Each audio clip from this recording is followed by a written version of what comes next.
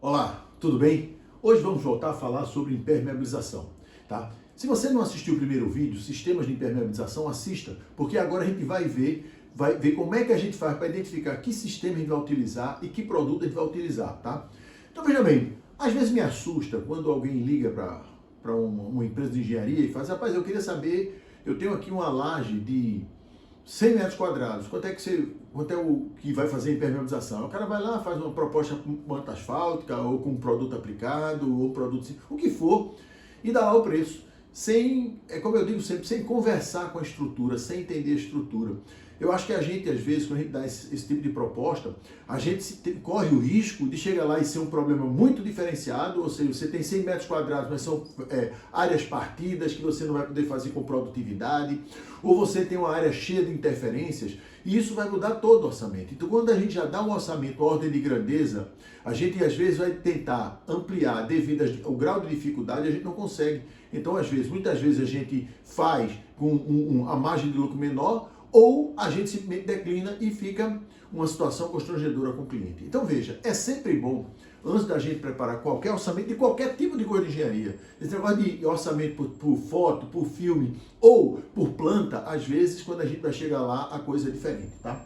Então veja, o que é que a gente vai impermeabilizar? Primeiro, vai impermeabilizar uma laje, vai impermeabilizar uma piscina, um reservatório, um subsolo, né, com problema de infiltração, um concreto aparente, vai impermeabilizar um poço de elevador. Então, tudo isso a gente tem que entender para que a gente possa, no final das contas, passar uma proposta de impermeabilização e ter a certeza de utilizar o produto correto e o sistema correto, ok? Vamos lá, vamos impermeabilizar uma laje de concreto. Então nós temos que fazer algumas perguntas para que a gente possa realmente definir que material a gente vai utilizar. Claro que a gente sabe que vai ser um sistema flexível, né? Mas qual sistema flexível? Vai ser uma manta asfáltica? Vai ser uma manta asfáltica com que espessura, com que classe? Vai ser um produto à base de poliuretano? Vai ser um produto à base de acrílico? O que é que vai ser? O que é que a gente vai utilizar naquela laje? Ok? Então vamos ver. Primeira pergunta, qual é o tipo da laje? Ela é de concreto armado? Ela é treliçada? Nervurada, pré-moldada ou outras. Por quê? Porque cada tipo de estrutura, ela trabalha mais ou menos do que a outra.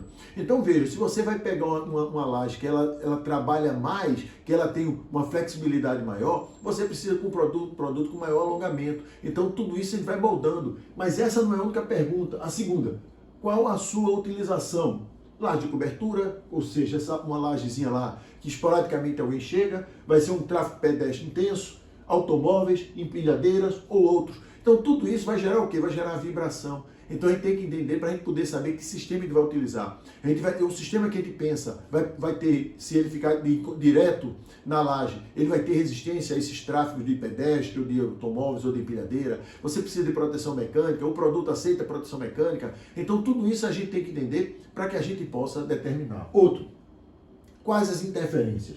Área totalmente livre, que se você chega assim, eu quero impermeabilizar uma laje de 100 metros quadrados totalmente livre, pode ser, é mais vantagem do que você pegar uma de 150 cheia de interferências. Então você vê que o trabalho que a gente vai ter nas interferências é muito grande. Então qual é a pergunta? Tem tubulação passante? Você vê que aqui você tem um fator limitador de alguns produtos. Então você tem que perceber o que você tem para você utilizar. Muitas vezes faz, eu tenho aqui 10 banheiros para fazer, mas onde é que está a tubulação do banheiro? Onde é que está esse processo para a gente entender o que é que a gente vai fazer? Mas se a gente vai preconcebido sem olhar, a gente pode cometer realmente um grande problema, porque ou a gente declina, ou a gente vai entrar em prejuízo, ou a gente vai ter um desgaste muito grande. Com antenas e equipamentos, conjuntas de dilatação, outros detalhes que podem atrapalhar a impermeabilização. Então você percebe que tem várias perguntas, a gente tem que realmente conversar com a estrutura para a gente dar o orçamento. Outra coisa, qual a situação? Uma área nova? Uma área antiga sem impermeabilização, uma área antiga com impermeabilização, porque muitas vezes você tem uma área antiga com impermeabilização, que você tem lá a impregnação de um asfalto, se for uma manta asfáltica, a impregnação de um prime, a superfície pode estar, devido ao desgaste, pode estar comprometida, né? A proteção, a regularização pode estar comprometida, se a gente vai precisar ou não ter a regularização. Então veja que tudo isso vai influir no custo, vai influir no orçamento. Então a gente tem que saber, não adianta simplesmente a gente imaginar, a gente tem que ir lá e perceber como é que está. Sofre ataque químico, outros. Então você veja que para a gente chegar a um produto, a gente tem diversos questionamentos para a gente fazer a impermeabilização de uma laje. Não é simplesmente chegar, uma laje é X e a gente está tranquilo. Então veja como é importante a gente ter esse bate-papo com a estrutura. Veja, impermeabilização de piscina ou reservatório. Qual tipo? Concreto armado? Alvenaria? É de alvenaria de bloco cerâmico, de bloco de concreto? Ela é mista? Então veja que isso aí é de fundamental importância. Como é que está a qualidade desse concreto armado? Eu já fui numa obra que tinha verdadeira, não era nem bicheiras, aquilo ali já era um conglomerado de bicheiras. Então a gente tem que ter muito cuidado. E outra coisa, a foto, às vezes, como eu digo, as bicheiras eram mascaradas pela foto. Quando começou o hidrojateamento de alta pressão, apareceram as bicheiras. Então a gente tem que ter esse cuidado para a gente não cair em erros. Porque a pior coisa é a gente assumir uma bronca para a gente ou a gente depois ter que negociar uma coisa porque, não, veja, eu pensei que a hora era livre. Então a gente tem que pensar nisso. Segundo, qual a localização? Ela é enterrada? Ela é com lençol freático, sem lençol freático, laje de piloti, laje de cobertura. Então veja, tudo isso modifica. Qual é o processo? E outra coisa, muitas vezes a gente pensa na rigidez do produto no cálculo estrutural, mas na execução você pode alterar essa deformação, você pode alterar o modo de elasticidade devido aos problemas de execução da estrutura de concreto armado. Então, ir lá no local é imprescindível. Qual a finalidade? Aqui o reservatório, tá? Isso aqui para os dois e aqui para o reservatório. Então, para o reservatório você tem essas perguntas e para a piscina. E para esse aqui, qual a finalidade? Água potável, produtos químicos, águas servidas. Aqui também a gente poderia colocar temperatura da água, então pH da água. Então, todos esses detalhes fazem com que a gente tenha que ter, às vezes, um produto que ele tenha apenas para atender a potabilidade, mas também ele pode ter que aguentar produtos químicos. E aqui você pode fazer um reservatório, se ele for enterrado, que tenha também pressão no lençol freático. Então, se você coloca um sistema que ele não suporta a pressão do lençol freático, quando você fazer limpeza, algum detalhe desse sentido, ou faltar água e tiver a pressão lá, você pode comprometer a impermeabilização. Então, você veja como é importante todo esse detalhe. Para finalizar, impermeabilização de subsolo. Claro, veja, eu só estou dando aqui uns tópicos. Qualquer peça estrutural que você for, qualquer peça de concreto que você for impermeabilizar, você tem que bater esse papo com ela. Você tem que entender como é que é essa peça para você poder realmente fazer a impermeabilização. Impermeabilização do subsolo. Qual a condição?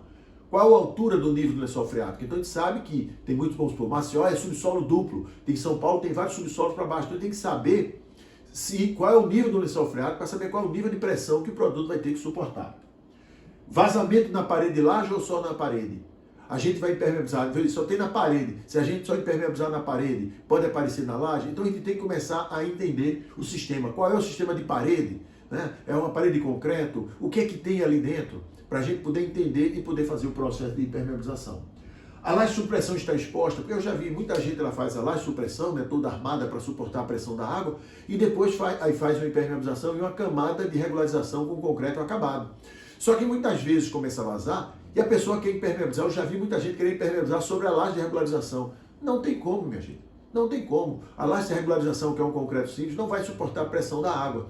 Então, por mais que você fizer, ela vai partir e vai vazar. Então, se você tem um subsolo com a laje de supressão, que você fez a impermeabilização, fez uma camada de regularização e ela falhou, você vai ter que quebrar a camada de regularização, fazer a impermeabilização da laje de supressão e depois refazer. Então veja o custo como é grande. Então a gente tem que entender isso para a gente saber qual é a pressão para que o nosso impermeabilização primeira funcione. Não é um lugar que a gente simplesmente vai lá e faça uma correção. Então esse detalhe é muito importante. Infiltração sem pressão ou com pressão. Você pode ter infiltração saindo com pressão. Então você já é um outro sistema, vai ter que ter uma injeção. Infiltração generalizada. Veja essa aqui. Isso aqui é um subsolo de 4.500 metros quadrados aqui em Recife, que foi feita a impermeabilização de produto cristalizante. Há 10 anos atrás e está lá até hoje. Por quê? Porque era generalizada, mas não tinha tanta pressão. Tinha algum olhozinho lá de material, então fazia impermeabilização geral, fazia um sistema e depois ia tratar aquela saída d'água. Então você vê que eram vigas invertidas que formavam uma verdadeira piscina. Que a água, quando desligava, não sei se está dando para ver, ela batia aqui em cima. Estava um subsolo de estacionamento totalmente inoperante. Então fez o tratamento e está lá até hoje uma loja até na Cor da Boa Vista. Então veja, você percebe que não é apenas, eu quero impermeabilizar uma laje, eu vou botar manta asfáltica, eu vou botar um material de poliuretano, eu quero impermeabilizar um reservatório, eu vou botar um cristalizante, eu vou botar isso. Não.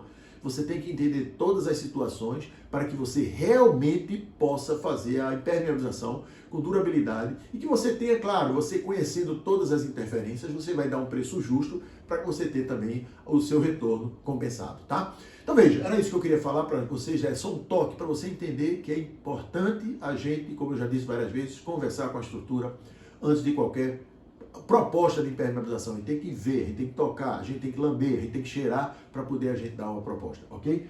No próximo vídeo nós vamos falar sobre pavimento, lona preta. A lona preta realmente é necessária? Vamos ver no próximo vídeo. Até lá.